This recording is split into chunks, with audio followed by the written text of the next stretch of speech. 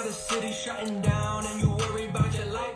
All right, so before we start, I'm going to bring people in. Probably 12 people will come in. Here's my stance on the lockdowns in under 30 seconds. I think it kills way more people than it saves. They say quarantining the elderly is really good, but when you're old, it's hard to move. And when you stop moving, it becomes really damaging to the body. There's a lot of deaf people that nobody talks about. They read people's mouths. They can't read people's mouths. There are people who are trying to go to the hospital. It's way more difficult. All of society has weared down over this idea that lockdowns are really, really good for people, despite hundreds of thousands of businesses or millions of businesses, hundreds of thousands of restaurants getting wiped out, Amazon growing, government overreach growing, all off of this idea that it's really, really smart to lock down. I don't think it is. I think it's killing way more people than it's saving. And the older you are, and when you stop moving and don't have opportunities to work out, go to a gym, go to events, go out, get social interaction, it wears down, not just on you mentally, but it wears down on you physically. So I think it's really terrible, and the media is covering up how damaging and how horrible it is.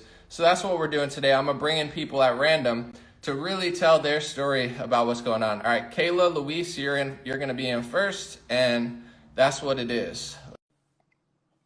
Rob said in the comments, I'm hard of hearing deaf, and it's been very difficult, but I don't see what needs to be focused on.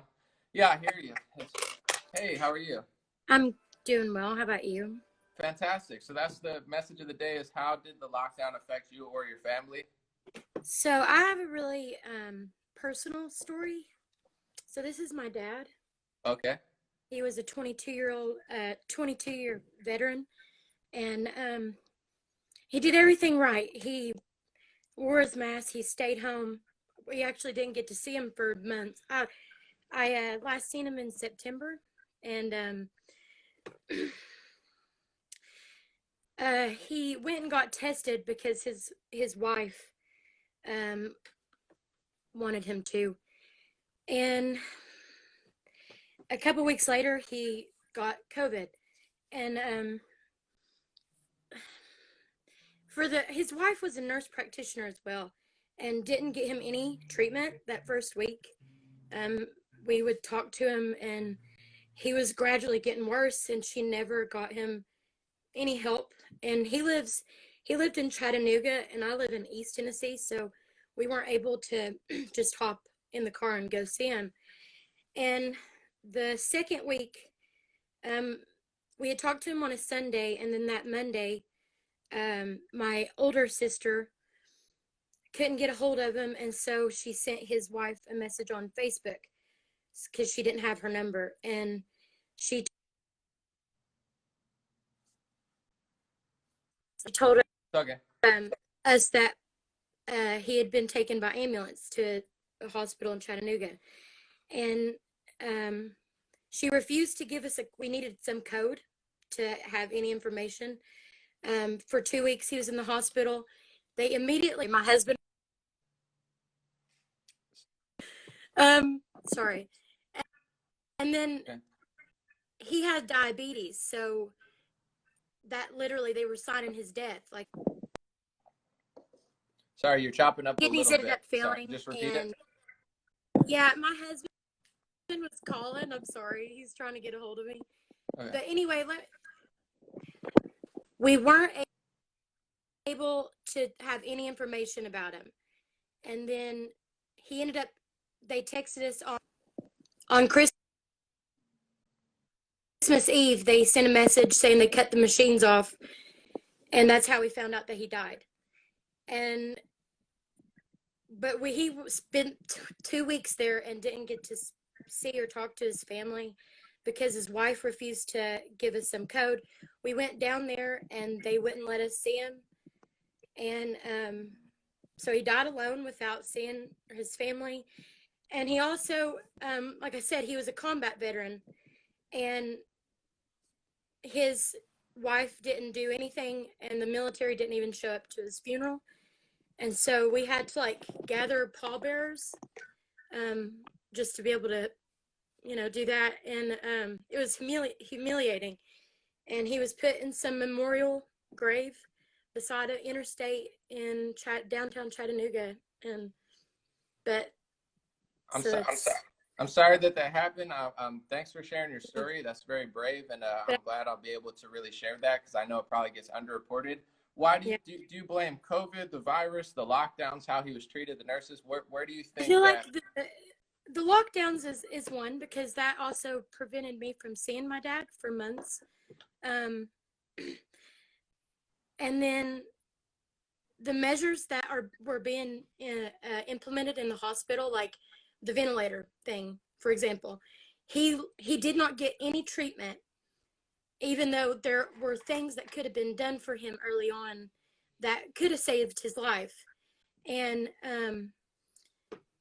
so that, and then also, like I said, the lockdown. I mean, he could have been saved if they would. I feel like if where they immediately put him on a ventilator, knowing that he had diabetes and he had several health issues, and that just was probably the worst thing they could have done for him they put him on a ventilator? You're saying? immediately. Yeah, Uh, as soon yeah, as he that got, and the and see, death he was rate on that 50. was really high, right?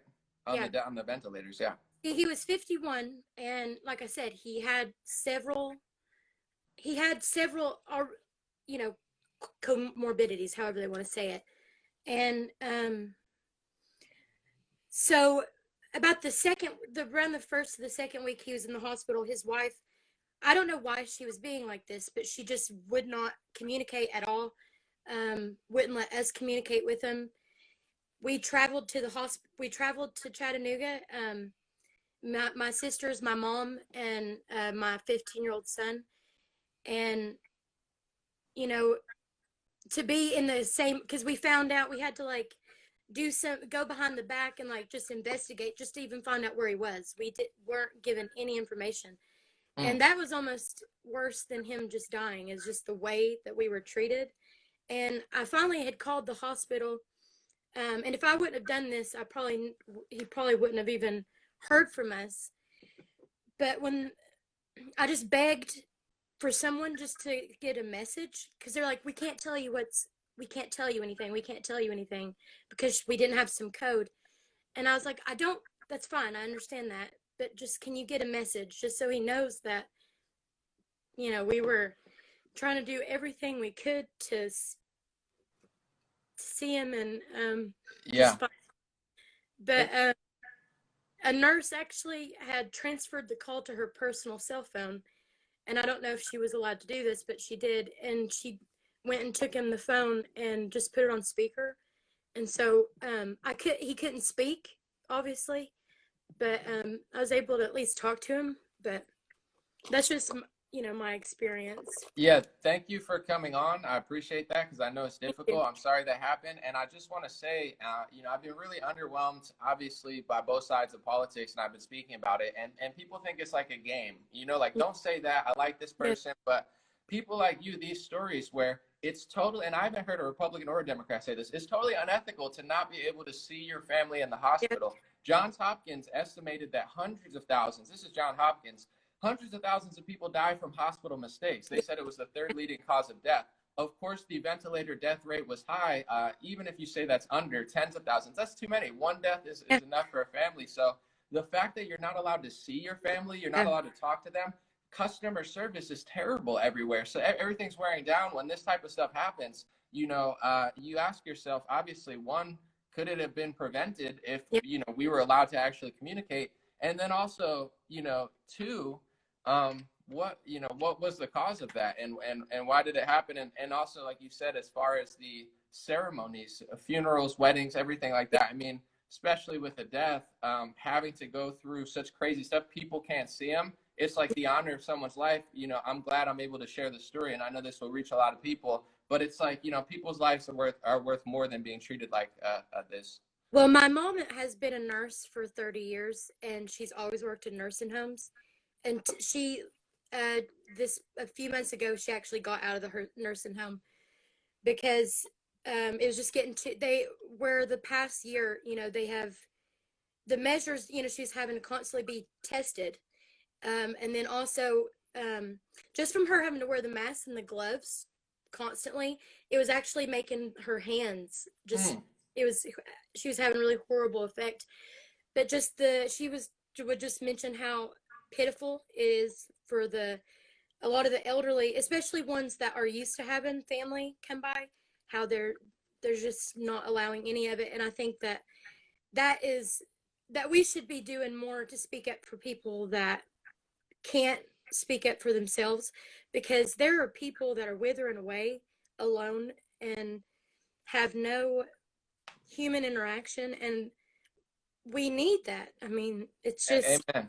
it's honestly, and I'll just say this, if people can't understand that what's being done to us is just evil, then I don't really know how to how I don't know how else to explain it. I mean, it's just evil. And It's blowing my mind, and maybe it's because of partisan politics. Some people watch the news, they're brainwashed. Other people are defending these people because they support this side. But I'm looking at all politicians, whether I like them or not. None of them are getting to the core of it. They're saying, listen, we're quarantining the elderly, but we're going to fight vaccine passports, or we believe in it. And I'm thinking to myself, it's psychologically and mentally totally unhealthy. Like you said, they're being isolated. It's abusive to children, to deaf people who need to read people's face. There's so many people suffering, way more than are being helped. It's physically damaging. If you're, like you said, wearing something for 8 hours and you're my kids are using it in the hands, you're wearing off, people are getting acne. It's abusive on every level. And there's not a single politician on the left or the right that is just blasting that every day and saying, listen, they're playing in this world of like, what we're doing, it's safe. It's not safe. It's not safe. It's not healthy. There's nothing safe about tiptoeing around what they're laying down. This is all evil. It's all unethical. And millions of people are suffering every single day. It's killing more people than it's saving. And I keep trying to drive that message home, and I don't care who doesn't want to hear it, because it's bigger than politics. I really appreciate, how you, and a lot of people say this, how you don't, it's not just one side or the other, because it's not. I mean, that's just a divisive way to, manipulate us. But,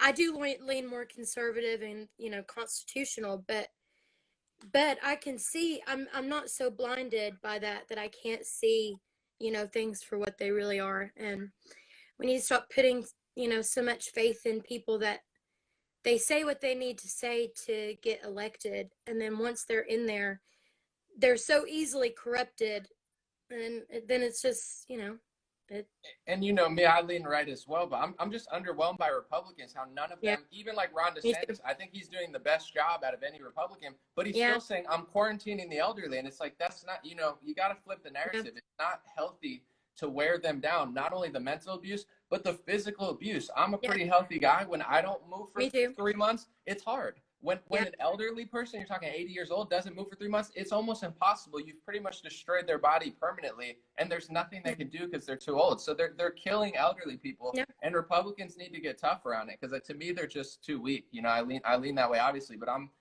stories like this just don't get told, and you don't hear anybody saying it. So before I'm gonna get some people in, just let people know, if you want, where they can find you on Insta, or you could keep that private. I stopped using Facebook back in December when that happened with my dad. But my Instagram my name is Kayla, but I spell it Kla and then period Louise, and that's it, Kayla Louise on Instagram. I'm sure some people have some nice things to say, and thank you so much for coming on. Bye. Bye. All right, we'll bring some more people in.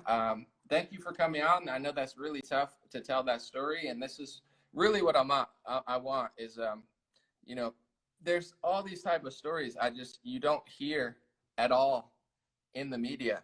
I'm gonna bring someone in. Rainbow Tree Light, you're about to be in. Yeah, we'll get these messages out here. The last one went really well, so I'll bring in some more people with the stories. Hey. You're live. How are you? Good. How are you? I definitely didn't expect to be on here, but I'm on here now, so thank you. Yeah, you got sent the request, so you're on. Yeah, just the question of the day is, how did the lockdowns affect you and your family?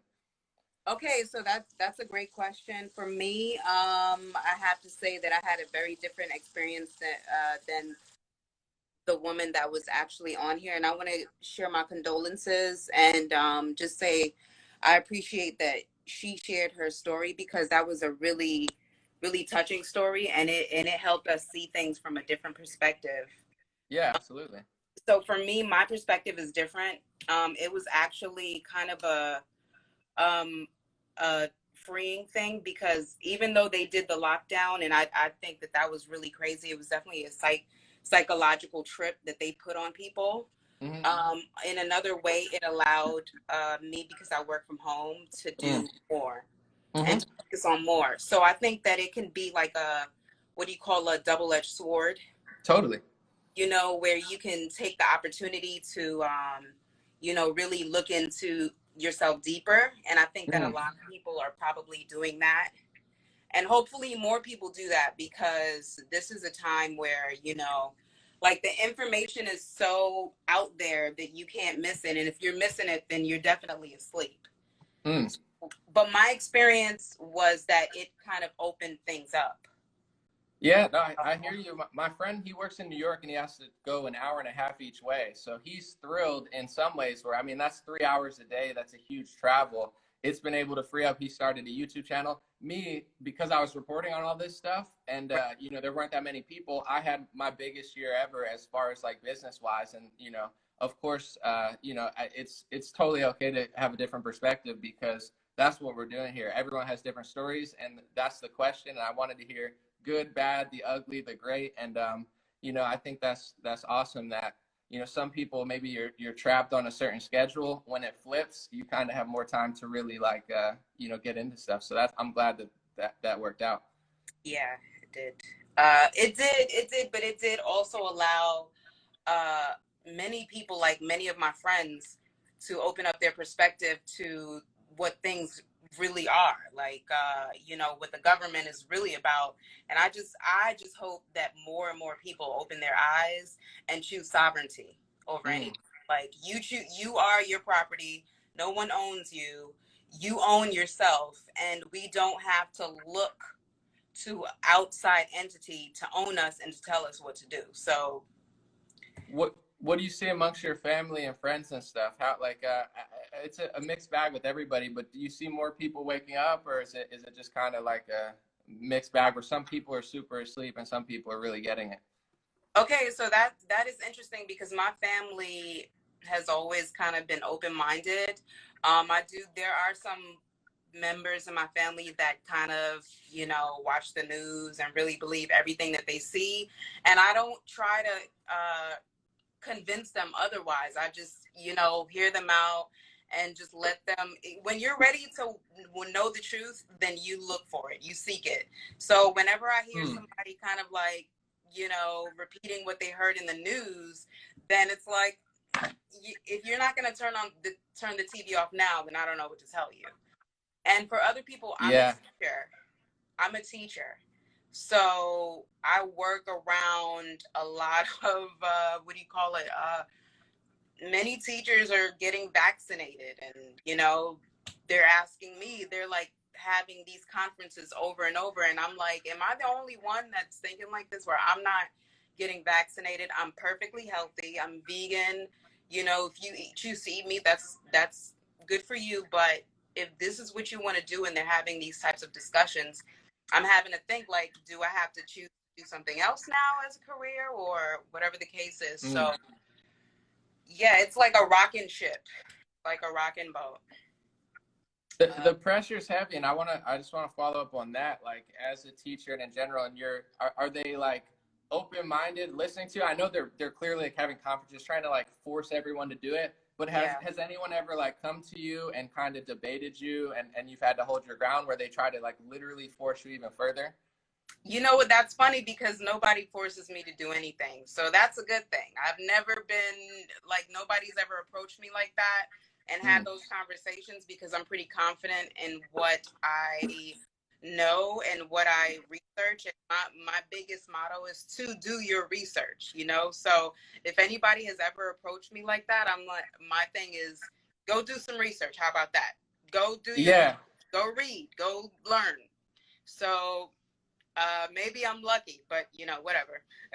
No, you sound confident, you sound smart, and that's two things that they can't really touch. They prey on people to get bullied. That's why I have a exposedlockdowns.com.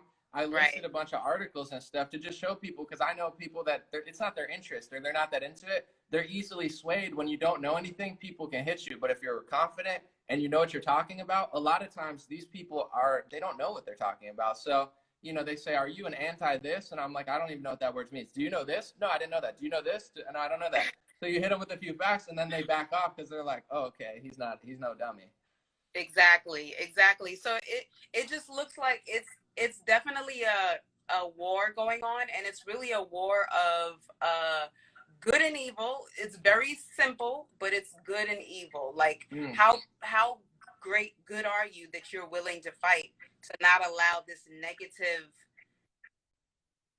way of being, which is keeping families away from families. I consider that's evil. I'm sorry, that's evil. We do need each other. We're human beings, animals, creatures. All creatures need each other. And when you try to separate all around, you're going against nature. And when you go against nature, you're just straight up evil. So whatever. Well, I'm glad you're a teacher, because I know a lot of teachers, they've been losing it a little bit. I mean, there's a lot of great teachers, but there's so much politics and so much like agenda driven in teachers. It's good to know that there's people like you out there teaching people and not ruining them. I'm sure you're a fantastic teacher. Any last words? Thank you. Then where people can find you? I'm just going to plug my phone in, but let them know if you want to plug your Insta or not. It's up to you. Okay. Oh, my Instagram is rainbow_tree_light. I'm an artist. I like to delve into realism and everything, actually. So check me out. I do all types of artwork. I'm an art teacher. That's what I do. But I'm awesome.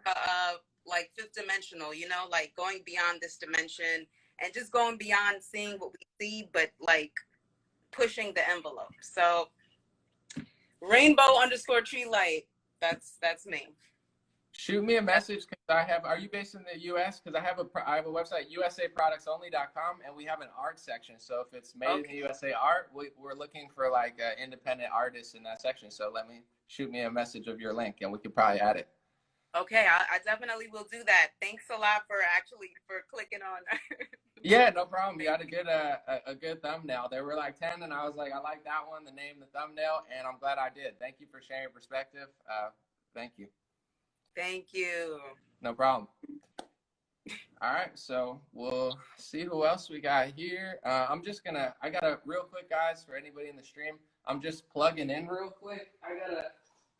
My charger's not really working, so I gotta just plug it in. But yeah, I don't know. I think the X is at the top, and I have to figure out, because last time we did it, I had a dude brushing his teeth with a chicory root or something. I don't know what it was, but I couldn't figure out how to switch it. But let me see. We'll go into the requests. All right, Marmora Amora, you're coming in. I'm still here. Oh yeah, I don't know. Maybe if you click the exit. Oh, I gotta click exit. Yeah, there's probably a way I could do it. I just don't know how. So I'm gonna add a third, and then I think it's at the top. There you go. All right, let's see. I guess my next person didn't come in. Oh, sorry. It says you have to upgrade. Memora, it says you got to upgrade the app in order to come in. I don't know why or what the reason is, but it says if you update the app, I could bring you in. All right, Taylor Pavlock is coming in. So Memora, if you update the app, I don't know why. I guess you had an old version, it won't let it work. You don't know how to request? There's somewhere at the bottom with the, hey, how are you? Oh, hi. How are you? Good. Yeah, so the question of the day is, how did the lockdown affect you or your family? Good, bad, pretty ugly? Just let me know. Yeah, I kind of have a similar story to the first girl. My family, most of them live in Montana, so I get to go visit them about twice a year. Usually I go in the summer for my birthday and again for Christmas. And this summer when I did go up there, and, the news had everybody just so afraid of COVID that, my grandparents, they didn't even really want to come around, which, is understandable. I don't hold anything against them or anything like that. But then unfortunately, my grandma ended up getting COVID in December, and she ended up going to the hospital. She had survived cancer twice and 2 heart attacks. She was just the strongest lady that I've ever known in my life, and and ends up in the hospital, and they wouldn't let anybody go see her. And I just can't help but think, maybe she would still be here if she had family around her and knew that we were there, and that we were there for her instead of just being in there alone. And like you said, with the hospitals, you never know what's going on. And just to have no accountability, to not even know what's going on with your loved ones, while they're in there in the hospital, it's just, it's just so wrong to me that this is even a thing. Like, it's really sad. And yeah, we ended up losing her, and she was just in there alone, just like many other people are, and nobody's talking about it, and it's just wild to me. Yes, social isolation is so bad for people, and especially when you get elders. Like, they've done studies, some of the oldest living people in Europe, I mean, the sense of community is really one of the driving factors that keeps them alive, and a good mindset as well. So you take away family from an elderly person. Family's everything. You take away family, you take away schedule, you take away their exercise. Like, my elders are not able to exercise as much. They're just not, because everything's shut down. Everything, they're making it super scary, hiding people's faces. So they're wearing down their bodies physically and their minds mentally, and there's no calculation. They'll say, oh, it was COVID, oh, it was this, oh, it was that. All the flu cases disappear, and the COVID ones are boosted. They're using PCR tests. It's such an obvious deception, and I've been trying to drive the narrative home, which I haven't seen really anyone in politics do. It's like, lockdowns kill. It's not only like bad for the economy, it's bad for physical, mental, and psychological health. Really bad, where the toll is higher. Thank you for sharing, and it's I'm glad people can get their stories out to the world, because I know a lot of media just won't cover this stuff. Yeah, well, thank you. I didn't expect you to accept me, but yeah, nice to talk to you, and keep doing what you're doing. I enjoy watching you all the time, so it gets me through some of my work days sometimes. So. No, thank you for joining. Thank you for telling the story. God bless you. I'm sorry to hear what happened, and I appreciate you really telling everybody. Yeah. Well, thank you. You have a good one.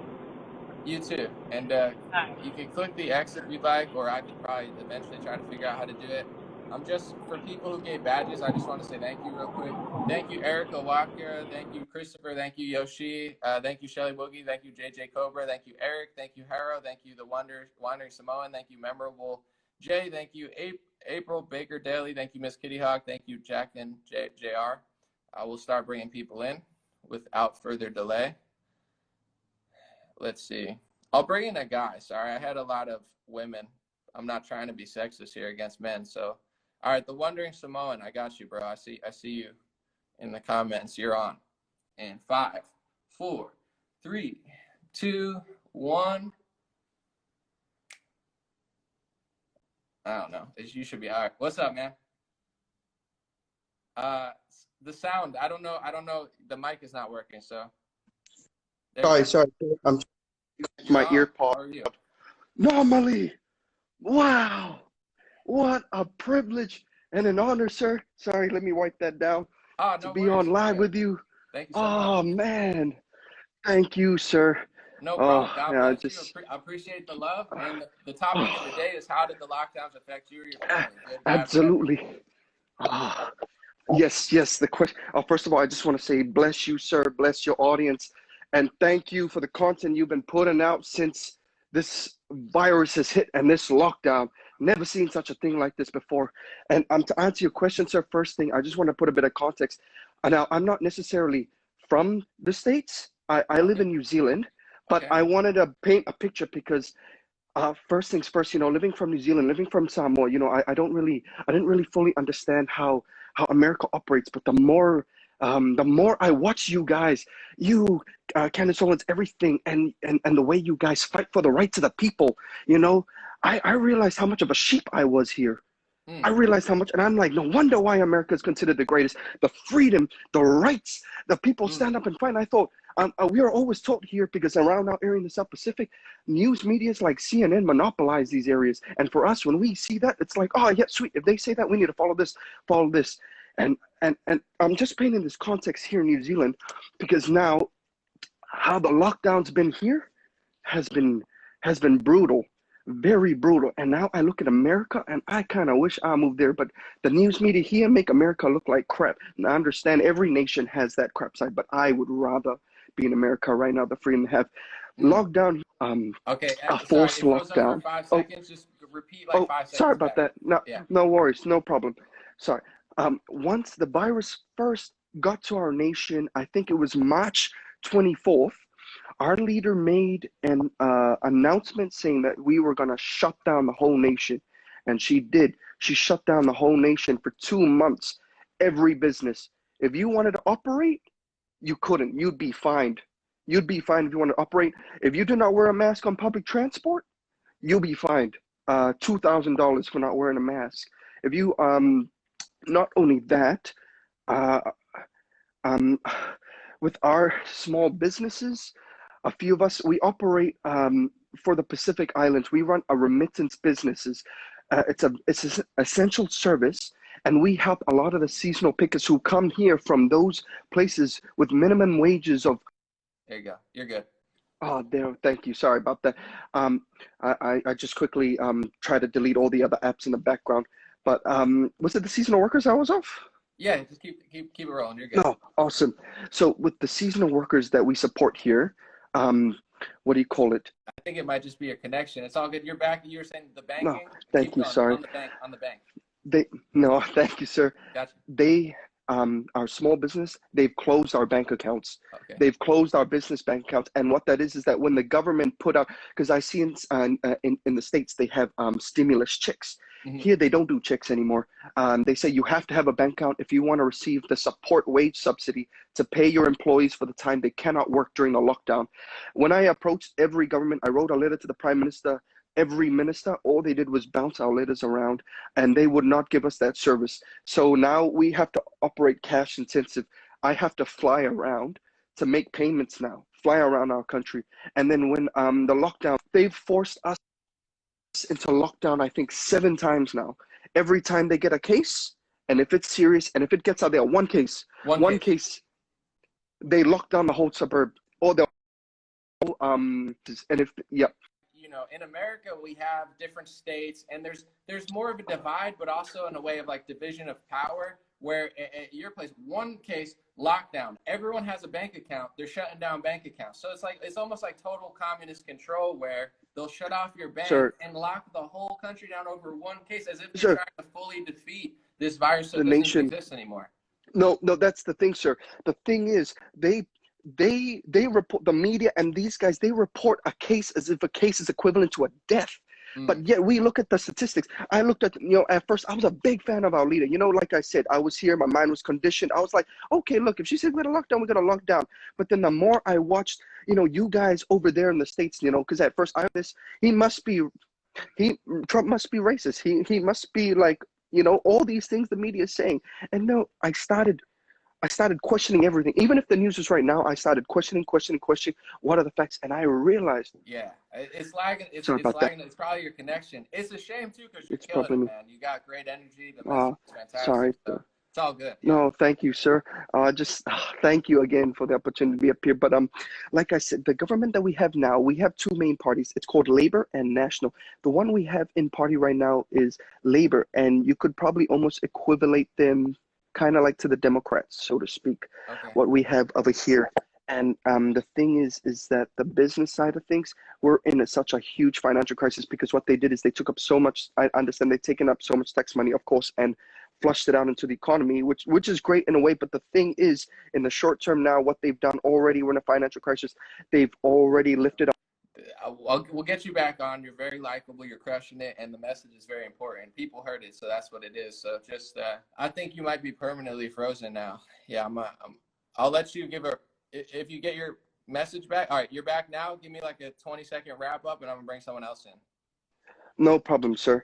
But overall, I just want to say the lockdown, like similar to everybody else, couldn't see loved ones when they were sick. Even if you were in the same bubble, they force your business. If you had a case come into your business, you got to shut down and clean up, and they'll put it on the media. But overall, New Zealand here, it's not looking good with the lockdown. God bless you. Love you, An0maly. Love you, man. Well, it did a whole lot. So at the beginning of the lockdown, which is so interesting, My children were living, my two oldest ones that were back here, my 8 at the time, they were living in San Diego with their mom, who's sitting right here with me. They were coming up here to move up here where I'm at in Riverside.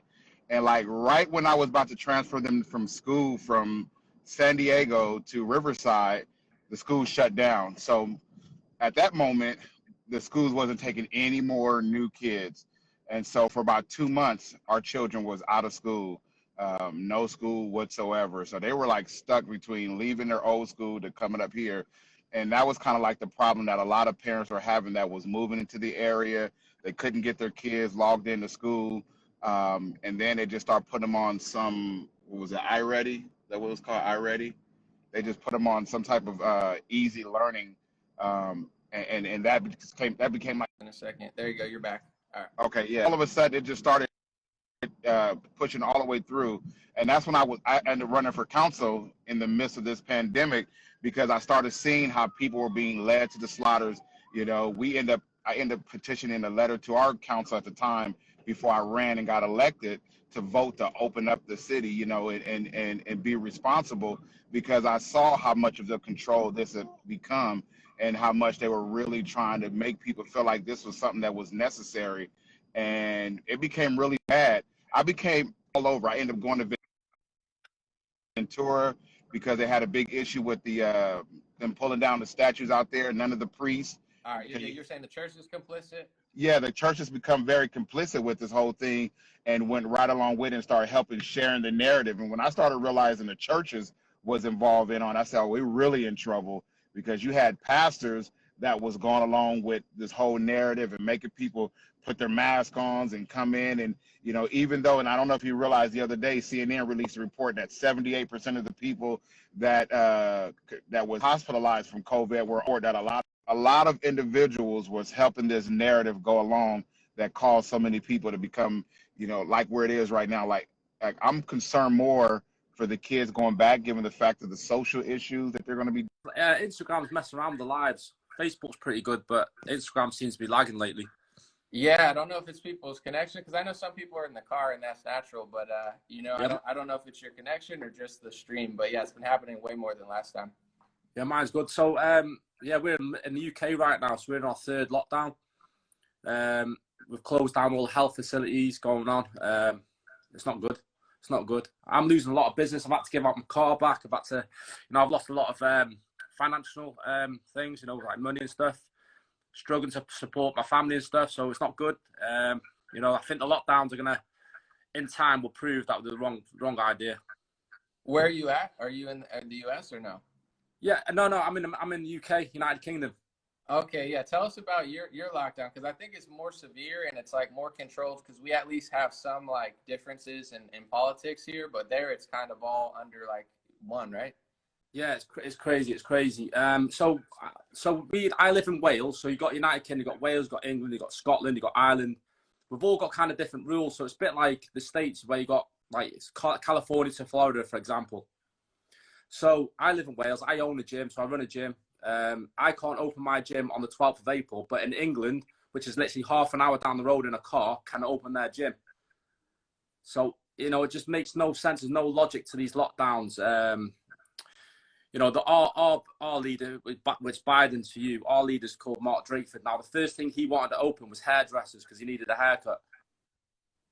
Is there huge penalties if you were to open? I'm going to do what Ian Smith's doing, opening in America. I'm just going to open up. I'm going to take the fines. I'm going to take it to court.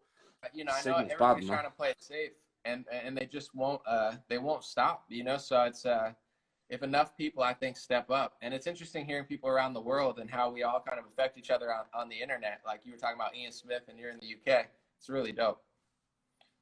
I've had my gym busted 5 times by the police already. Do they fine you 5 or do they try to arrest you? No, they try to fine me, but I just said I was cleaning. I just said we're all cleaning, so we have to play the game. The last time the police officer came and said, this is bullshit. He said it was bullshit, so he was on our side. It's all good. I'm going to close it now, but appreciate your message, and I'm going to relaunch the stream in like 2 minutes. Yeah, respect. Nice one, brother. Take care. Have a good one. If we're looking good, I'm gonna bring more people in. Don't worry, I got those clips saved. They're not on Instagram, but what I'm gonna do is I'm gonna make anybody that spoke to me earlier, make a compilation of all the parts that aren't laggy, put them together, put it on Facebook, put it on YouTube. It's gonna get probably over 100,000 views. We'll share the message. That's what it is. Let's keep it moving. So I got it. I'm on it. I downloaded it. You already know. Thank you guys for the badges. I appreciate that. Unnecessary, but much appreciated. All right. Let's see who we got in here. Who wants to... I can't find my wallet. Sarah, I saw you in here last time. You're in here in 5, 4, 3, 2, 1, and it's about to be live. So what's up, Sarah? And I think, was that your name? I gotta see, but okay, yeah. So the question is, how did the lockdowns affect you and your family? What's going on, man? This is so cool. I've been following your stuff, keeping me sane for the last year, I would say. I live in Richmond, Virginia, so it's been pretty crazy. I'm from Canada originally, actually, so I have a ton of family up there. It's really sad, to be honest. I mean, at first I was pretty asleep. Got involved in some of the protests out here, but once I was in it, like, you just noticed people started to lie about like what was really happening, like in the actual events. Even I found myself like kind of like twisting like what was going on. I was like, hold on a second, really need to take a step back. And honestly, it's people like you who were sharing, you know, true information, and even, you know, till now, like you've just stayed really genuine. So I appreciate that. Thank you. Yeah, and I try to think like that because I know a lot of people in politics like F you. I know a lot of people that are in Black Lives Matter are following me where it's like, most people are not that deep into it. They're not political operative financiers. They're just you know, it sounds good and you don't know as much. So it's like, trying to get it out. Sure. I'm glad to hear it works. And, you know, thank you for being here, sharing your story. Yeah. And so for me, really, it was just, I went through a really like bad period last year where I was just psychologically not able to handle like all the information. I lost like 30 pounds and, you know, now I'm too jacked for the gulag, but, let's go. you know, I just really started to focus on myself, like that other lady was talking about. Still, the outside factors were driving me crazy, specifically more my friends. Like, you know, I couldn't, and I still have problems with kind of, you know, with my job and stuff, really putting myself out there as like a conservative and as somebody who really just believes in freedom. I don't even think it's a left or a right issue, like you kind of point on, especially now. It's like, you know, just the stuff that continues to happen with the narrative. It's just ridiculous, man. And I just feel blessed for, you know, being able to follow people like you and give me a sense of like peace, because, you know, when the time comes like to, you know, pick up your arms and bear it, like I would, you know, like I'm at that point where I'm like, okay, I'll fight for my freedom. I will stand up. You know what I mean? And I think eventually, even though it's psychological, like you're starting to see all these narratives play out in the news now with all this negativity happening. And you know, what do you expect when you have locked all these people down and then you let them out into public? They've forgotten how to interact, you know, they've spent a lot of time having conversations like this and not in real life. It's like, you know, especially that age from like 13 to 18, like imagine being 17, now almost 19, like where the fuck your head's at. And I just couldn't imagine like having a child, and I have a lot of young nieces and nephews, and thank God, like at that age, they're just really not able to like totally understand. And you know, my brothers and sisters have been really good about, you know, just keeping things normal to their kids and not exposing them to a lot of this bullshit, especially in school and stuff like that. But it was definitely tragic to see like the city get trashed and just sort of people take this angered view and just this divisiveness. You know, I think and I know a lot of people are trying to get on here, but one of the things you talked about is the like opposition psyop and like the Bolsheviks and like a lot of that stuff that's still happening right now. It's actually really sad. And like, it's funny because a lot of my liberal friends, like I went to the mountains with them recently, and you know, they were just sitting there talking about like, you know, the KGB and how all these other countries have done such fucked up shit. And I'm like, don't you know America has like, this is how they've actually torn down other nations.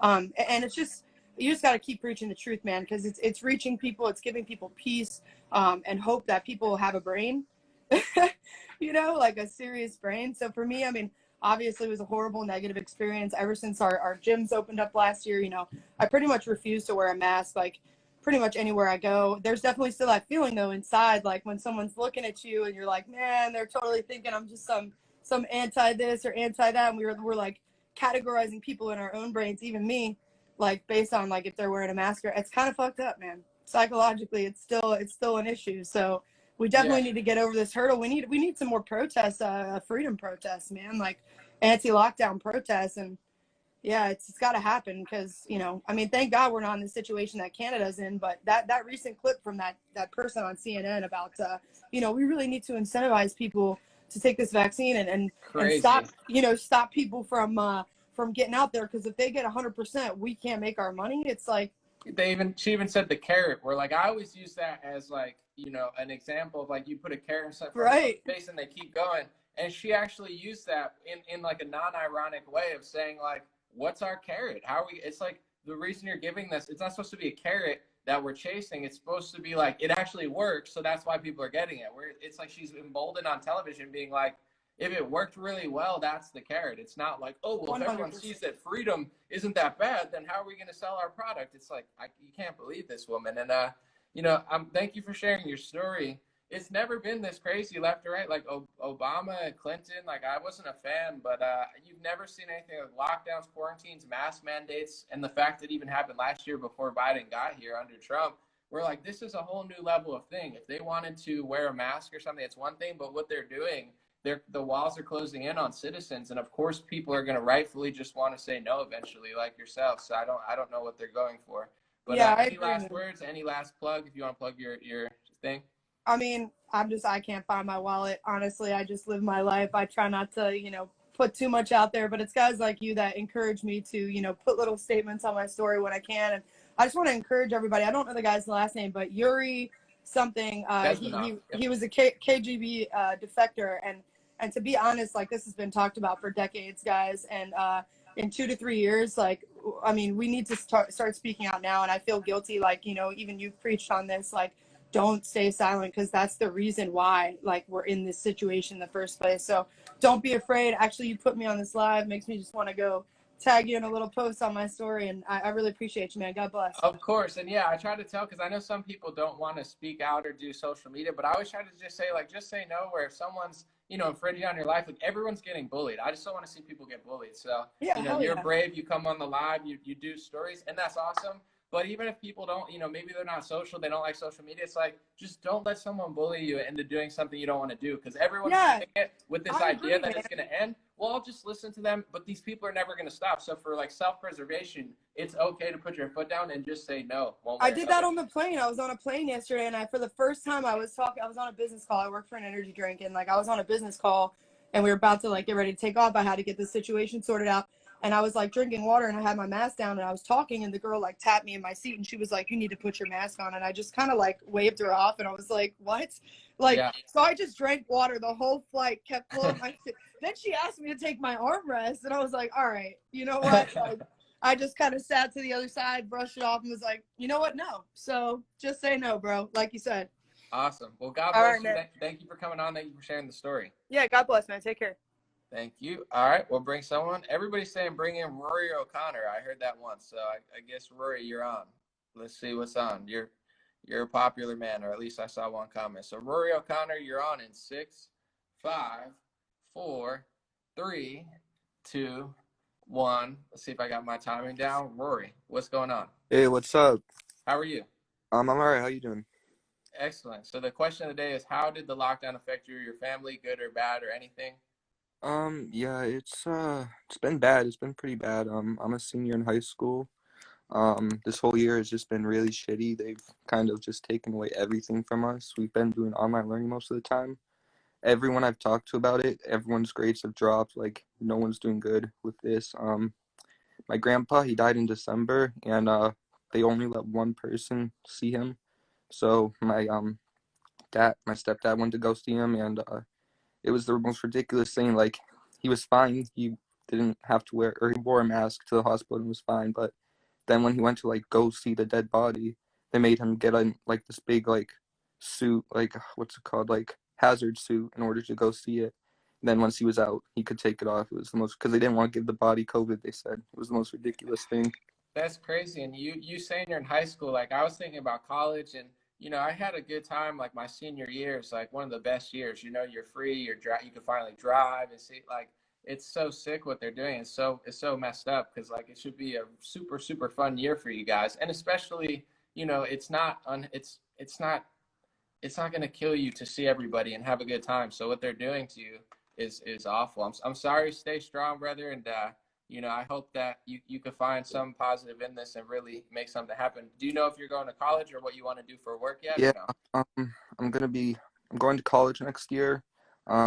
Unfortunately, because of COVID, something happened. I wasn't able to go to my first choice of college, so that kind of sucked. But I'm hoping to go to a military college next year, get Okay. into there, yeah. So that's good. But yeah, no, it's really sucked. Like, they've taken away our prom. We haven't seen most of my friends just because, like, a lot of them are too busy to hang out, and I only see them at school, or their parents are just freaking out about it and won't let them go anywhere. And they my school was the one I wrestle, so my school was the one school in the state that wouldn't let us have wrestling this year. Every other school like was contacting our team asking us if we were going to wrestle, and our superintendent just wouldn't let us, no matter like what we tried to do. So it's been really shitty.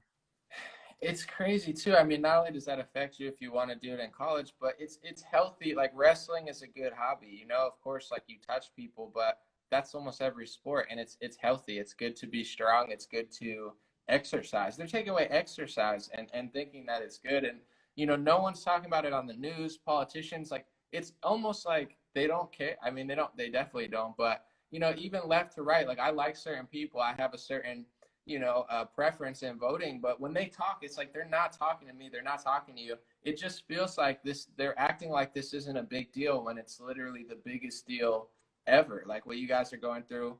And if they don't fix it, what you're going to have to go through for the next 4 years, I pray that your college is a smooth experience and we can get over this quickly. Yeah, I'm really hoping. And this whole thing has been really tough on my brother as well. He's had to go to like a place in California just to like get help because this has caused like so much depression and stuff in a lot of kids. And like there's really nothing, like it's hard to even get help now because all these places are so scared of COVID. They're like taking away beds from patients and stuff just to like follow procedures or whatever. It's just real in awful. order, in order to get like a quick help, they have things called urgent cares, and it's almost like you can't go to these things anymore, Yeah, where the reason you go is for help. You need this help, you need that help, you need a drug facility or some sort of mental health facility. Like they're closing these things down, and it's shocking. I know so many people that were doing good with a 9 to 5. You take away their job, and of course they're struggling, and no one's covering it. Thank you so much for sharing it, and a lot of everybody here is rooting for you. Just message me if you ever need anything, and stay strong. And thank you. I'm doing everything I can, but unfortunately, me and you, if I could shift everybody and stop them from acting crazy, I'd do it tomorrow. But it's Hey, not. It's not that easy. yeah, I just want to say, back when quarantine first started, you were one of the first people I watched about this. You were one of the people who woke me up and made me realize what was going on. So I appreciate you. Keep doing what you Yeah. do. Thank you so much. I appreciate you. Thanks for sharing your message and stay strong. Like I said, message me if you ever need anything. Appreciate you. No problem. All right, we'll see who else is in here. I'm glad I brought in Rory. That hits home for me with high school. You don't hear that a lot. They're talking about colleges, but not even talking about that area. If you could hit the X, I don't know. I'm gonna bring in. Let me see who we got. Jen. All right, Jen Koblenz, I'm bringing you in 10 seconds. If I could click the button, let me see if it works. All right, I guess not. It's not letting me choose you. I don't know why. All right, Carly is coming in. Carly Samandel, RHN. Sorry, some people, for some reason, it won't let me click. I don't know if it's because you don't have a new version or you're about to be in 5, 4, 3, 2, 1. Hey, How are you? I'm great. How are you? Fantastic. So, what is RHN by your name? Is that I'm ignorant to the term. What is that?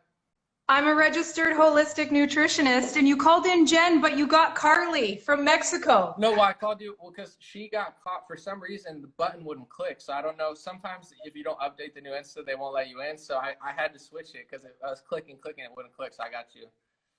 It always works out for me, and I have a little bit of a different take, Anomaly.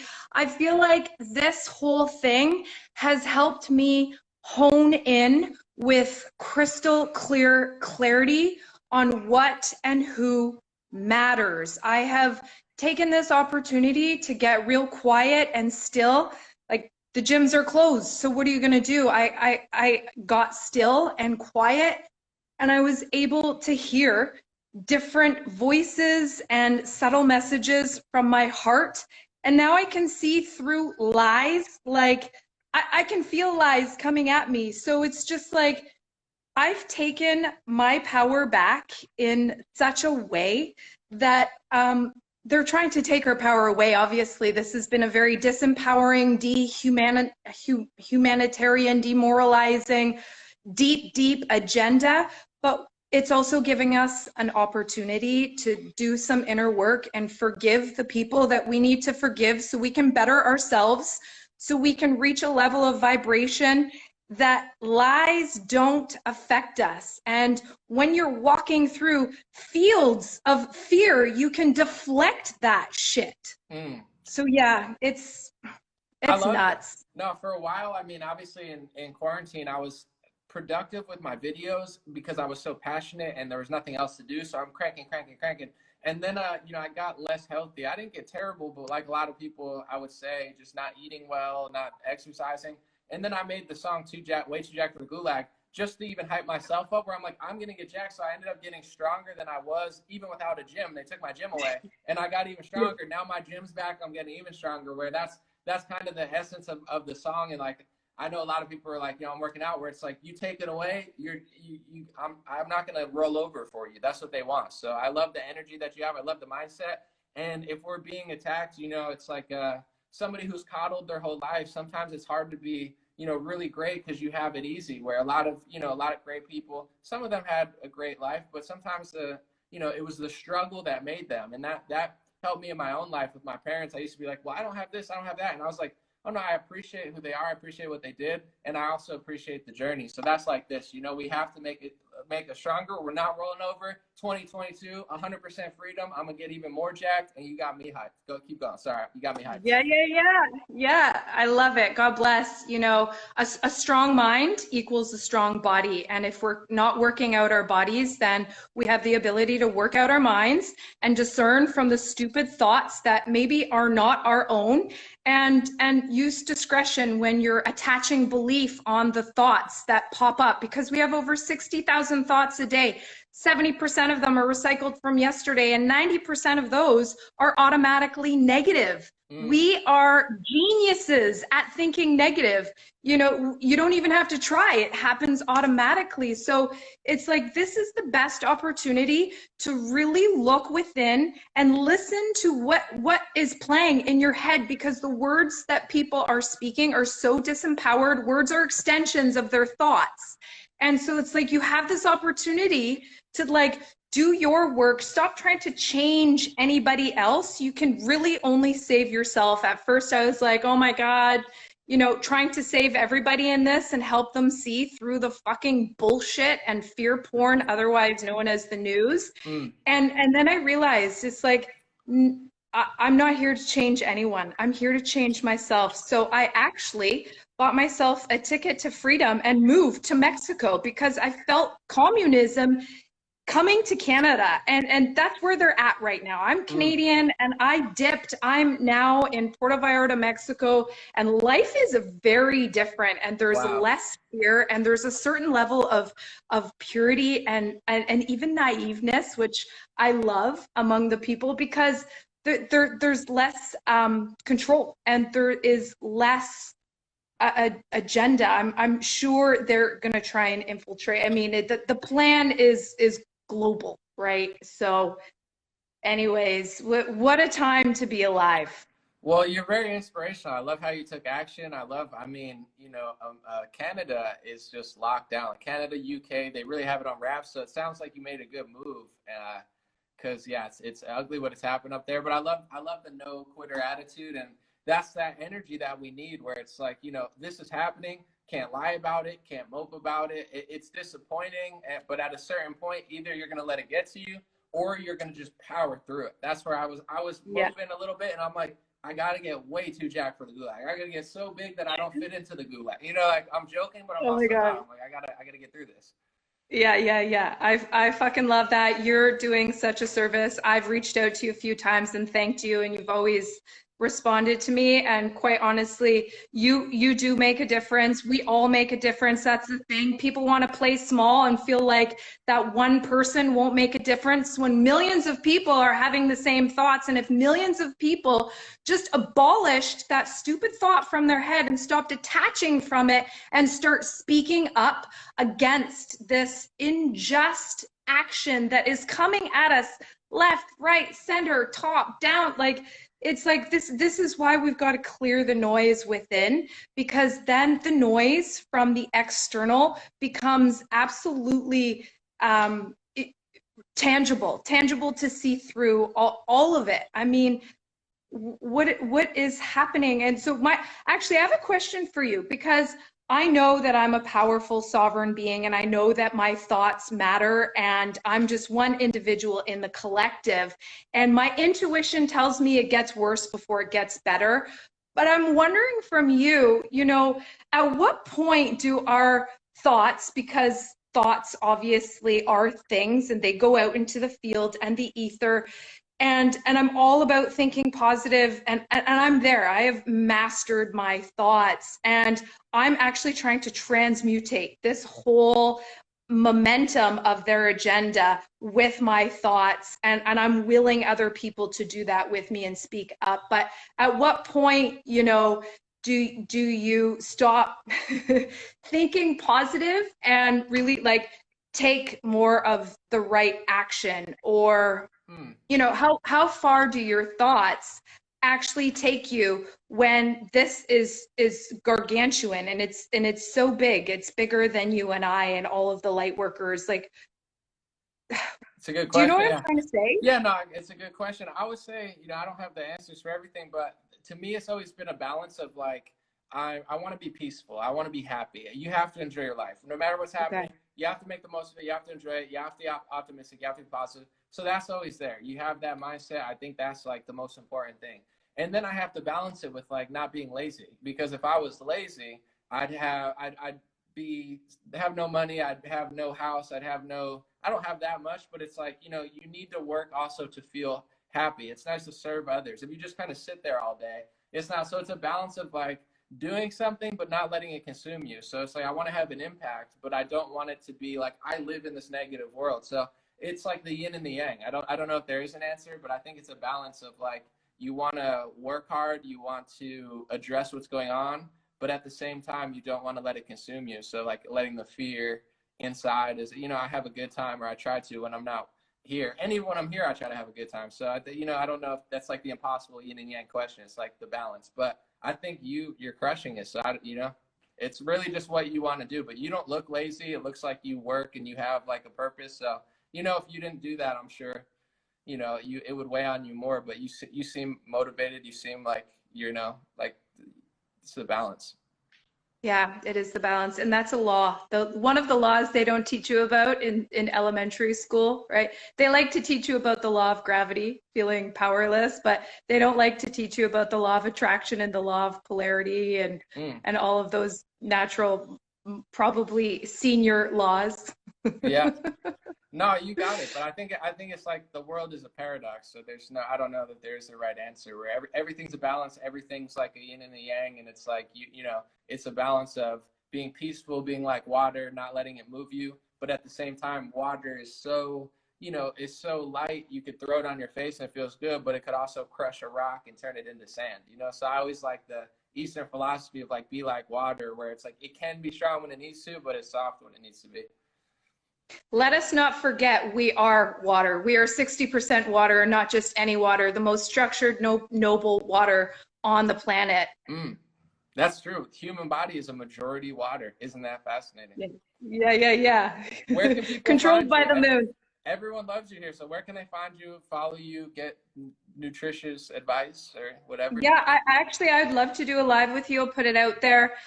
You can find me at my handle, which is Carly Samandel, and also I have a page where I educate and inspire women. I work with women basically in a group setting quarterly. I have a program that runs called Be Your Own Best Friend, and I train women how to unlearn, because let's face it, the highest form of learning is unlearning and detaching from the story that makes us all a victim. So I basically run this program quarterly, and actually the launch date is April 21st for my next round. And they get a mystery box too, which is kind of cool. When you leave So, this stream, maybe just comment so people can see it and know how to spell. I think people are already following you, but yeah, jump back in or whatever when you click X, and then just say your name, and people, I'm sure, will click and follow. Everyone loved you. Thank you for being here. Thank you for sharing. Thank you for the energy. I see you, brother. Thank you so much for all the work you do. Hand over heart. Thank you. Appreciate that. And a kiss. You get something new every day. Let me see who else is here. I know a lot of people were saying bring in Crystal. I don't know if she gave me an invite. I know I've been meaning to do a live stream. I don't know if did I bring in Slave to Liberty last time or no, or did someone just say that? Someone was mentioning this, so I'll bring in Slave to Liberty. I know last time they were plugging your merch or whatever, so I'll let you come in. 5, 4, 3, 2, 1. Yo. What up? How are you? Yo, yo. Can you hear me? Yes. A An0maly's. little laggy, but we'll give it. Yeah, there you go. Got you. Huh. What's happening? Life is So okay today. Life is good. Can't complain. So the topic of yeah, today that is how did the lockdown? that was a great guest you had on there. Yeah, she's great. Yeah, so about the lockdown and what it does or what it did to everybody, made me make this shirt. I'm trying to send you one of these out. If anybody else wants stickers, I'll send them to you for free. Got you. Slave to Liberty.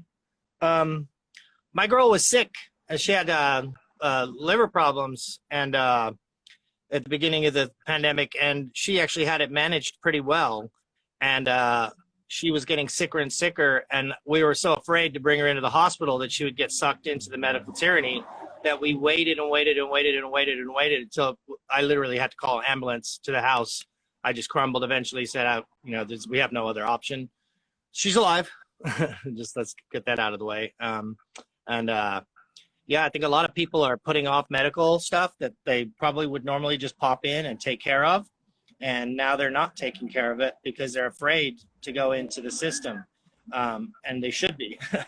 But I have if anybody has people that are stuck in the medical world and they need to get into the hospital, are you hearing me? No, I can hear you. Sorry, I had something in my eye. You're good. Yeah. If they need to get in, there's a trick to get in. You become the person's medical proxy. You have them sign paperwork. They can do it over the phone. They can do it over internet, or you can fake it like I did. And basically you bring it in and you say, the person is incapacitated. I'm their medical proxy. Now, if they have full-blown COVID, I don't know if that will work, but it worked for me every time I tried to go in the hospital. I managed to get in. I just was persistent, and I showed the paperwork, and they tried to blow me off, and I'm like, no, she's incapacitated. I'm her medical decision maker. I was there for 3 months during the entire beginning of the pandemic, so-called, between February, probably March, April, May. And so I was in the hospital the whole time when the so-called pandemic was peaking. I was talking to all the nurses, and most of the nurses are in agreement with you and I, believe it or not. I've actually sold shirts to the nurses. They wear them, they love them. And they're just of the mindset too that it's totally overblown. Most of the nurses that I talk to, at least 50% of them do not want to take the vaccine. And I will tell you something. We need enough people to step up where it's like I said, everyone doesn't have to say stuff on social media if that's not their thing. But like I know in the MLB, like they're moving the All-Star game from Atlanta because they're mad at the voting laws. They're calling them racist, but they're not even saying what they are. It's basically a ID for an absentee ballot, and Amazon wanted IDs, and they didn't want mail-in ballots for their union workers. And Gavin Newsom's going to check his signatures. It's basically just securing it, but.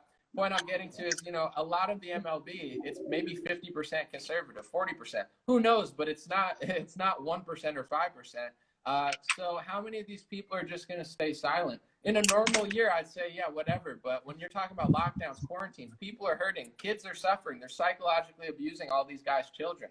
Like at a certain point, you got to be a man and take a stand for something, even if it's small. It's like everyone's waiting. So with the nurses, all this stuff, the frontline doctors like Simone Gold and that's been so helpful, and it's just a few, and then it's tens of thousands. But that's really going to shift it when we can get the critical masses reached and people just put their foot down in one thing. Even if it's just saying no to one element of it, it would go a long way. It's great to hear that there's nurses that know that, yeah, it's never good to get sick, but this idea that locking down society like animals for 10 years or eternity is healthy is a total fabrication. And I know you know that. 100%. And I love that lady that was on earlier, but when she says you can't change people's minds, I'm going to disagree with that. Because even if you change one person's mind, or that person then knows that that there are other people out there and that they're not alone, they become more empowered, because we are kind of few and far between. But we start connecting with our other homies, you and, you know, you had Alice in Wonderland on there the other day. That was dope. And Chris Sky, the man, you know, that was freaking epic. I mean, if people don't realize, we're on a train to a gulag, okay? And the only thing we can do, they already have the plan, they already have the tracks, it's already set, the train's going. We have to derail this train. The train has to be derailed at any point. You have to slow the guard down, you have to grease the tracks or break the tracks or burn the tracks or take the gas out of the motor. At whatever point you can do to slow this motherfucking train down, we got to do it. And everybody has to do it. And anybody out there that's listening, it's not useless. Just do something, do anything to slow this thing down. Any tiny little bit of pressure, if every single human puts a tiny just ounce of pressure on this weight, we can move it backwards. I And think everybody plays a role, you know, some bigger than others, but definitely I know that Just Say No is trending, where it's like, don't be bullied. I know I was talking to the teacher and she was like, I don't get bullied. This was in the first live stream, but it's because she was confident and she was smart. So it's like, once you have that, it's like an armor. They're looking for weakness. And if you don't, you know, I called a family member that I love and I asked them and they said, you know, I might get pressured into taking it because I don't know that much. But I was like, I love you. They don't love you. Explain stuff. Now they're not going to do it, where it's like, without that influence, even in your personal life, they're on the steps because like they're being misled by their job, by society, and it's not their passion or whatever. And, you know, where I'm like, it does, every little bit matters. So not everyone can reach 1 million people, but definitely if you can put your foot down or just say no in one element, I think it's going to go a long, long way. And the more you do, definitely the more it helps. But there are different ways to get through. Like sometimes a hardline approach works, sometimes softer approach. So everyone plays their part for sure. Yeah, I struggle with that because when people start trying to boss me around, my adrenaline starts going. I want to go Chris Sky, but I don't know, like the premier of Canada or whatever to bro me out. Yeah. But I just start shaking. I'm just like, ooh, I get so mad. Yeah, no, But it's like infringing on, you know, I'm a nice guy until people get in my personal space. It's a thing. Where can people find you? And just get a plug, because I know you have the Slave for Liberty shirts. I'll reach out. I might grab I want to send you one. I've tried to hit you up in the DMs. Allison tried to hook that up too, but never happened. Hopefully we'll get around to it. So it is Slave, the number 2, Liberty. And I just dropped my new music video, which is called Mind Control number 2 Major Scam. It's actually a cover of David Bowie's Ground Control to Major Tom. So it's Mind Control to Major Scam. Anyway, I put a lot of work into the video, and I would say to all artists out there that we really need to take over. We're the ones in control of the culture. And if we make it cool to hate on the lockdown, and we make the best music, and we have the fun stuff, and we have the cool, interesting art like Mirror One. I don't know, you know Mirror One? Like, if you start putting out that stuff and you change the culture, kind of like back in the 60s, people were talking bad about the war, then that became the scene, then everybody wanted to be cool to be in the scene, then the sheep follow, see? 99% of these sheep are just pure followers. They're not even enemies. They're just literally wherever the society goes, they just move. So we only need to move like 10% of the actual creative thought, and the rest of the people go, oh, that's cool. I didn't realize. I thought it was Cardi B was cool. It's like, no, that's not cool anymore, bro. Now, It's all about mind control, major scam, fool. I love it. Mirror One, shout out to him. He sent me a shirt because he has that cool pyramid shirt where it says, if we just get up, their game is over. I have that. And I have that shirt. I want to condemn Ben Shapiro and a lot of these people. they keep saying his artwork's anti-Semitic and it's so terrible. And maybe Screw you got that. manipulated or something, but like the original artwork, first of all, it doesn't even show ethnicity or religion at all. It's just No, bankers and it's just slaves. money men bankers, Yeah, dude. and That's all. it's a great They try art. to So do that with any art that's yeah, powerful. I saw Anything that's Shapiro. powerful. I saw Shapiro try to say to Gina Carano, like, oh, you shared an anti-Semitic meme, and I'm like, no, you shared the artwork by Mir One, which is a genius artwork, which is not at all Piece of shit, anti-Semitic, man. which doesn't even talk about race, or it's literally just bankers, slaves. So they're trying to smear my boy Mir One, who does great artwork, and that's an iconic piece of art. I'm sure a lot of I people own have his seen it, where art. the bankers on top, the people on the bottom. It says just stand up, and it's over. The game's over. So. Oh, well, I don't know what that was, but hey, listen, legendary energy, bang! It's just flying out. It's like it's like a metal song. Hey, so your boy, you were saying Venice Beach Dub Club too. You guys chill? Yeah, great guy. I was just thinking because you had the dreadlocks. I didn't want to stereotype you with the dreadlocks, but I was like, you should get up with my boy Venice Beach Dub Club. But now Yeah, I've been on his thing a few times. I was actually going to try and do a live version of the Mind Control song.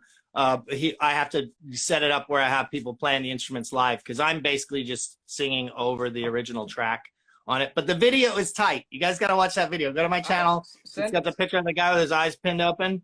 It's good stuff. Share it, get it out there, and let's change this culture. Thanks, Anomaly. Love you, bro. Love everybody. Peace. Appreciate you. God bless. All right, I'm gonna do two more, and then we're done. Let me see. All right, Scott, you're coming in 6 minutes. Scott Hilsey. Let's see, 5, well maybe 6. I got a 5, 4, 3, 2, 1. I was gonna connect him with my other guy with dreads, but I didn't want to be like, you have dreads and he has dreads. But then he already said it. I was like, see, the white dread-headed community, they already know each other. It was funny. All right, Scott, you should be in any second unless your connection doesn't work. Let me see. Can you hear me? Scott. I hear you, but I don't see you. I don't know. I hear you. Oh, there we go. There you are. Got you. What's up, Anomaly? How you doing? I'm doing great. We're talking about how the lockdown affected us, right? You're on it. Yeah, you're on the boss. How did lockdown affect you and your family? Good, bad, whatever. So, like, my whole life, I wanted to live in Los Angeles, right? So, first time I moved out there, I was a busboy. Second time I moved out there, I was an Uber driver. And then I got into online businesses, moved out there a third time. But then I moved out there a fourth time. And my whole dream was, like, living in the hills, right, dude? I finally made it to the hills. I know you lived in the hills a bit, right? I lived at the bottom. I lived in Hollywood at the bottom with the crackheads, and we're, Oh, yeah. the families with Lots of crackheads there. But so, yeah, no, I never made it up to the hills. I went up there, but I never lived up there. I was at the bottom where all the dirt was. Yeah, and tons of construction all the time, constantly with horrible roads. But no, it was my dream, and I loved the dirt of it and everything. But then March came around, and I had to drive away from my dream, and I haven't been back there a year. It's soul crushing. But the interesting part was when I got back, I'm here in St. Louis now. When I got back to St. Louis, I became extremely hateful to people who are violating lockdowns. I became extremely hateful to people not wearing masks. And I kind of like started acting out a character like a lot. So like I took a trip to Colorado for a month and then came back, and I'm like, I literally got duped over this. Like I'm not a hateful person at all, but that made me hateful. I was on Facebook and Instagram screenshotting people gathering, and I'm like, how dare you do this? Damn. And so, Snitch yeah, alert, snitch alert. No, I'm just playing. Oh, exactly. I was a huge snitch and just full of hate. But that trip to Colorado really changed my mind. It's just like, it's unbelievable how it shifted my mind. And I could tell that inside the reason I was hateful of all those people is because I was giving up something I actually wanted to do to lock down, when really that is what bothers me. And the people who weren't following protocol, that's where I was hateful towards. So I think a lot of that's going on. And I think a lot of like, I think it's a lot of power trip, and a lot of people who've never had like authority in their life finally having the feeling of power and then using it to the full extent. Well, that's interesting because it's like they definitely do that where with, say, the masks, like now they just don't even give you a guideline. But before it was like wear them for a week or 2 weeks. So a lot of people perceive it like you were, like, you're ruining my life by doing this, because if you stop doing it or if you do it, then we can go back to normal in a few weeks. Now I think for a lot of people, that illusion is over because it's been a year, and I thought this was all, I know what it is on a big extent, but I thought maybe, okay, they get everybody vaccinated. It's a huge cash cow. and then they'll let people go back to normal. These people are saying now, flip-flopping every week, saying, you know, you get the vax and you still got to wear a mask. And I'm like, oh my goodness. At a certain point, people got to be feeling like, okay, Yeah. I got duped a little bit. I was a Karen for 4 months, but this is not what I was promised from Karen and out.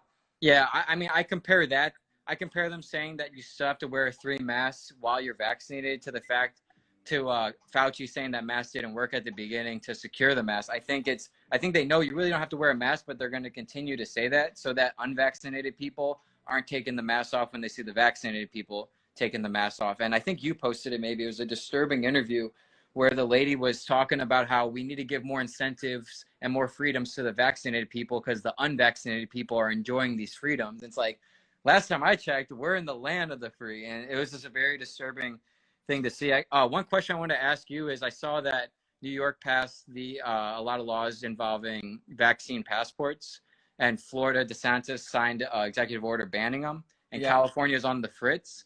I'm currently in St. Louis deciding to move to Florida or California because as crazy as California is, it's deep in my soul, long time.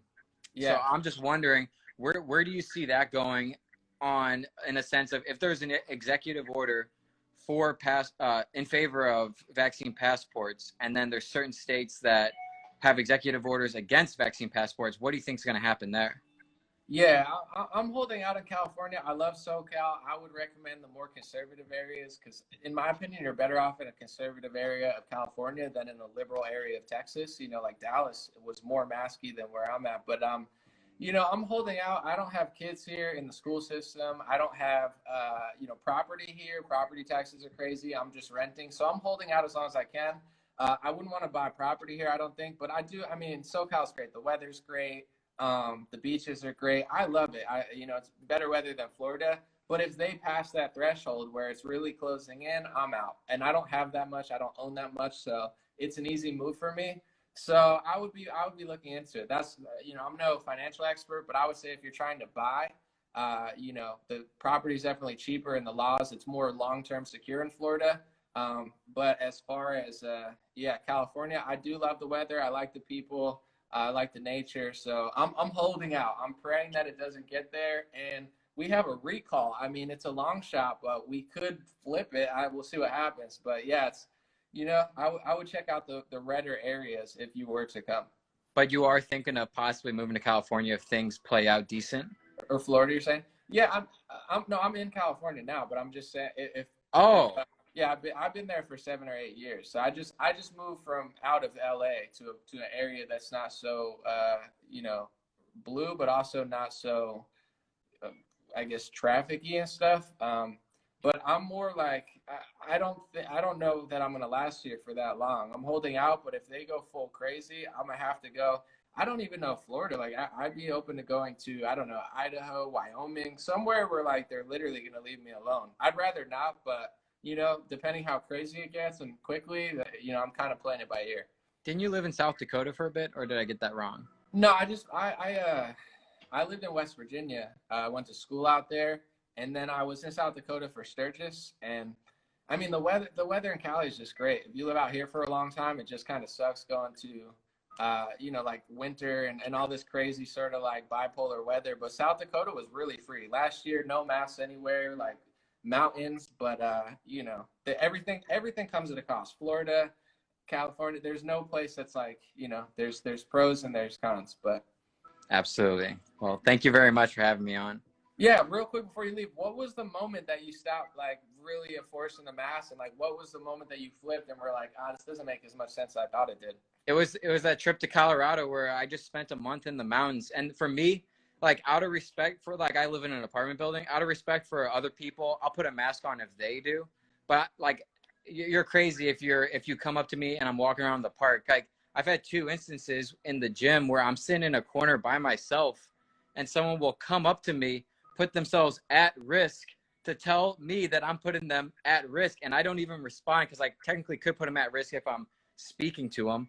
But if I just don't respond and stare at them, it's like, what are you doing right now? Like, and it goes back to that thing I said where I think a lot of it is just people who have never had any power over anybody, any authority, and now they're feeling a taste of it for the first time in their life. So Yeah, going to Colorado and just thinking there for a month in the mountains. I lived in a town of 900 people.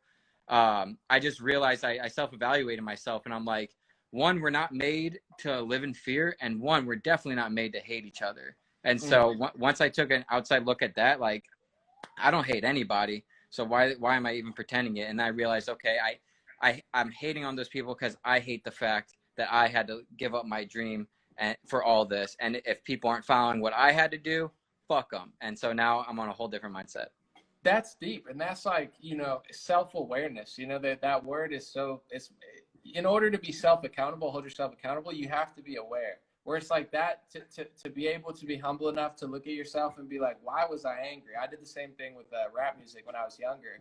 I had a right to not like certain people, but I spent too much energy on it. And then I started like, when you get the hate out of your heart, it frees up your life. So that's respect to you for having like the ability to look within yourself and be like, this is why I'm doing that. It's very rare, and it's powerful. It's very dream rare.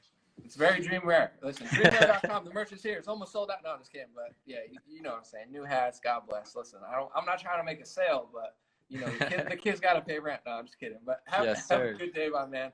Good meeting you. I'm gonna bring in one more person, and then I'm gonna wrap it up. This was great. I'm glad I got my connection back working. Just hit the X for me when you can. All right. Is it the top right X? Yeah, it's somewhere. I think so. And then you could come back in. I should know how to kick people out. I just don't know how. All right, let's see. One more person. I think Jay Brune. I'm going to bring you in, Jay Brune. You've been here, I think, for a minute. I've seen your name there at the bottom. So you're on. Last person. And we'll do this more. This is fun. I like it. Get people, other perspective. It's pretty dope. Yo. Yo, An0maly. Can you hear me, bro? Yeah, it's loading, but I'm guessing it does that a lot. It's within 5 seconds. You're there. Oh, what's up, man? Thanks How for are bringing you? me on, bro. No problem. Thanks for being here. And the topic of the day is, how did the lockdowns affect you and your fam? Yeah. I've been listening for a bit now. Really interesting stories, cool perspectives. So, I worked in sales, right? So a lot of my job and a lot of my day-to-day life kind of hinged on that face-to-face interaction, right? Like flying to different cities and doing sales meetings and making the grass grow, right? Saving for retirement and trying to buy a house and all that sort of stuff. So when the lockdowns hit, I was actually in an airport, like coming back from a meeting, and I was like, oh, there's no way like they can lock us down. There's no way they can prevent us from doing business like that. That would be illegal, right? That would violate our constitutional rights. But they did it anyway. And I'm never one of those guys that's like, oh, I knew this was coming or whatever. But as soon as, that 2-week period kind of hit, I was like, all right, that's it. Like they got us, right? Yeah. They never give up power that they get, right? It's here to stay, and it only grows. I mean, that's how it affected me personally, but like kind of touching on what that last guy said, and I live in Colorado. It's really frustrating to see people just go along with it. You know what I mean? Like I'll walk into a convenience store, I'll walk into a supermarket, and I won't put on a mask until I'm like confronted with the prospect of being asked to leave. And at that point, I'm kind of like, all right, well, I need groceries, right? So Yeah. I'll put it on, I get my groceries, and I leave. But I don't know, it's super frustrating to see people just go along with it, especially when they know it's wrong and when they know that, hey, this is going to end up with people in camps, right? Like that's where this is going. And I studied history in college. I studied dictatorships. I wrote my thesis on the fascist and the socialist takeovers of the 20th century. So like I know how this goes. I know how this story ends. Mm-hmm. And I don't think people realize what's coming. Maybe folks in this feed and the people in the comments, they might get it, but the the vast majority of people, they don't know what they're walking into, and it's pretty alarming. Yeah, I've been reading a lot of books like World War II books and from the source, from the people, so it's not like a skewed. And it is fascinating how they don't really fully explain it. Like I feel like what I got in school, and maybe I was just like a bad student and I didn't pay attention a lot, or maybe it was the way they wrote the books. But I just heard like, okay, this guy really bad, like Hitler bad, and that's all I remember. And maybe it's because all the movies and stuff. Like I don't remember learning about the Bolshevik Revolution. I don't remember learning about communism. I don't remember learning about the economy in Germany and how they lost World War One. I'm sure it could have been because I didn't pay attention that well. But it's like these things, like it just in my head and a lot of people's head, it just popped out of nowhere. We're like Hitler bad, Hitler gone, everything's good now, everything's fine. Like we got rid of the only bad guy in the world, and but really the communists, killed even more people. They pretty much won the war, and since then it's Absolutely. been like a slow roll. We created the UN with China, the Soviet Union. Like Soviet Union was not the good guys, and then we so I don't remember learning that, but now that I'm going back, I'm like, wow, this makes much more sense for why all this is happening because we helped the people who started the Bolshevik Revolution. They created this United Nations thing, and now that's almost like a global, communist-minded establishment, and I'm like blown It's in away their with what. charter, dude. It's in their charter. Like the entire point of the UN being set up was to further the Bolshevik goal, right? Mm, They knew that they could never brute force the West into becoming their in their own image, right? They knew they had to subvert Western civilization.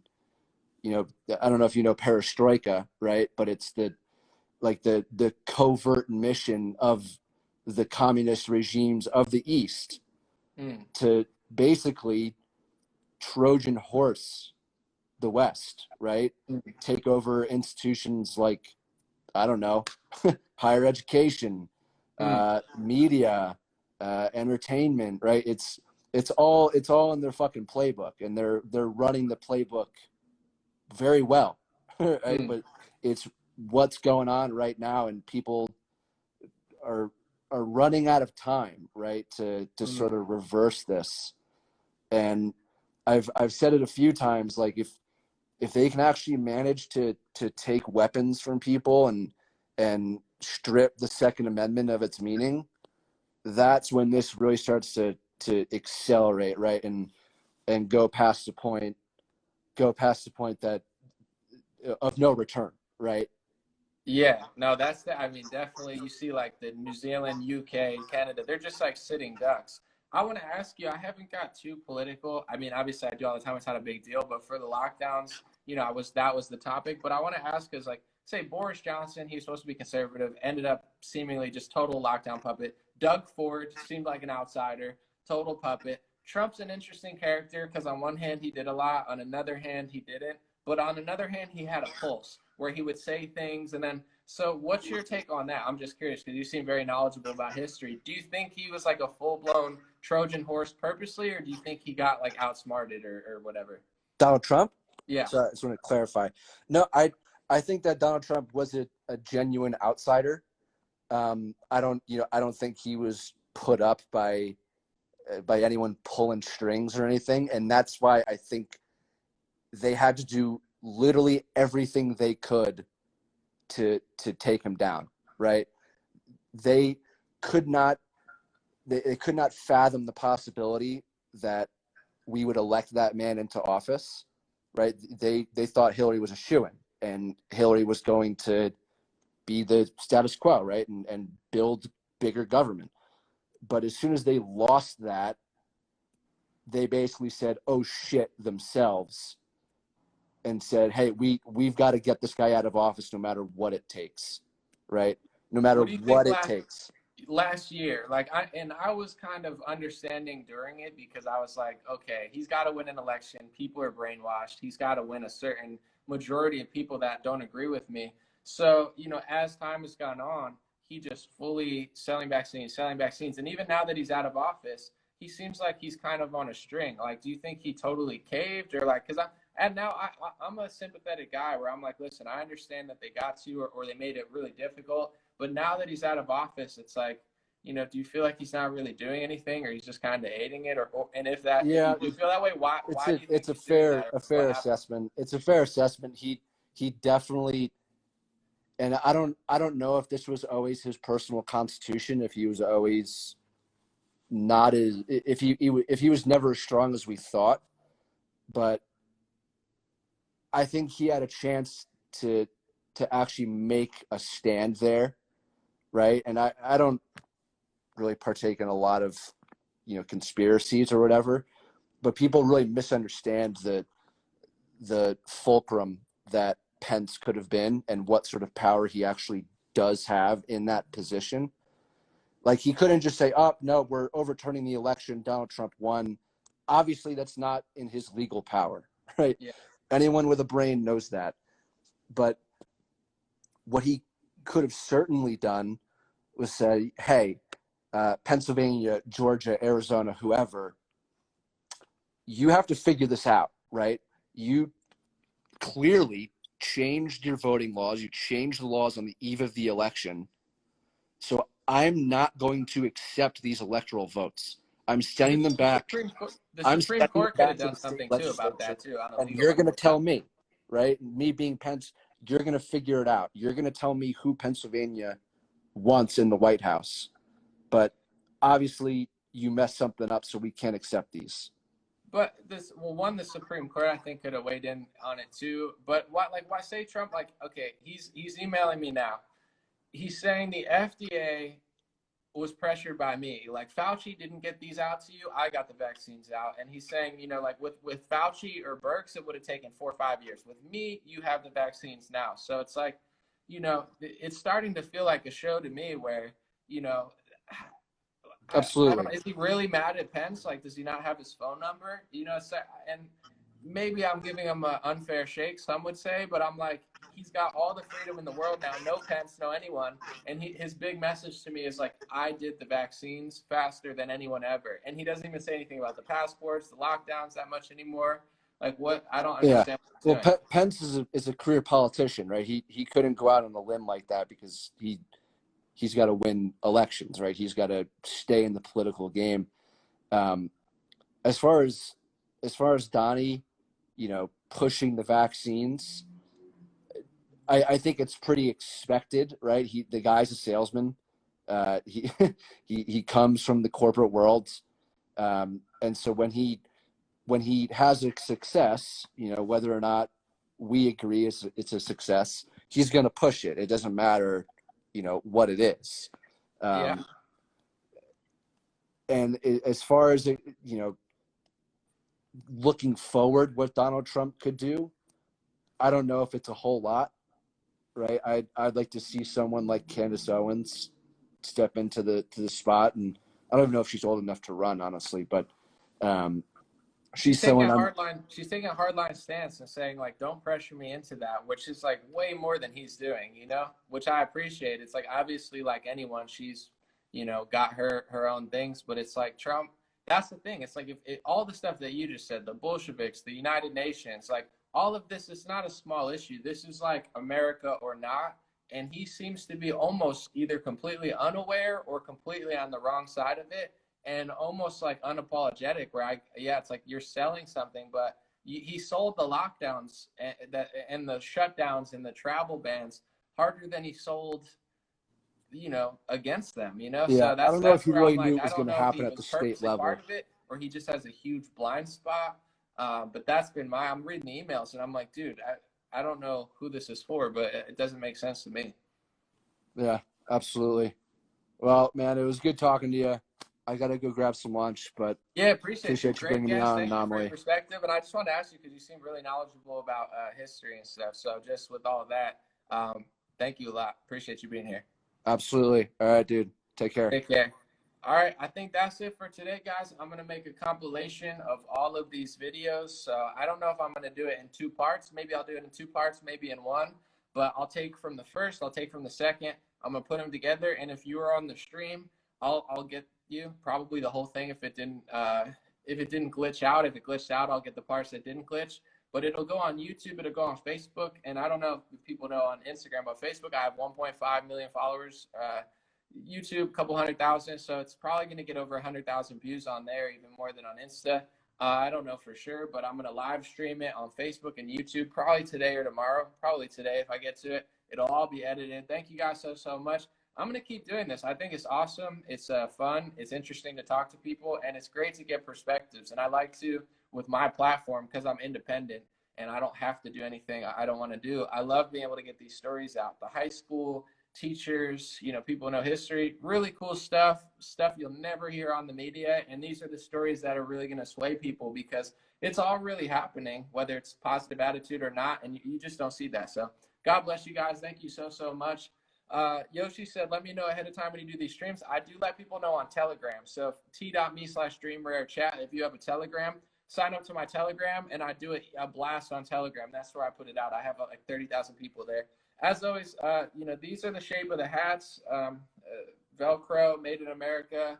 I love this company. It's going to say God bless. That's the new merch. We have Way Too Jacked for the Gulag shirts. And it's great to have that up and running. One, it's nice to see people wearing stuff that I made and good messages on it. But also, it's just nice to not have to worry about Facebook or Instagram, whatever they decide to do. If I can do that, it helps a lot just not being broke, honestly. Have a good day, guys. Appreciate you. And happy Easter. Thank you.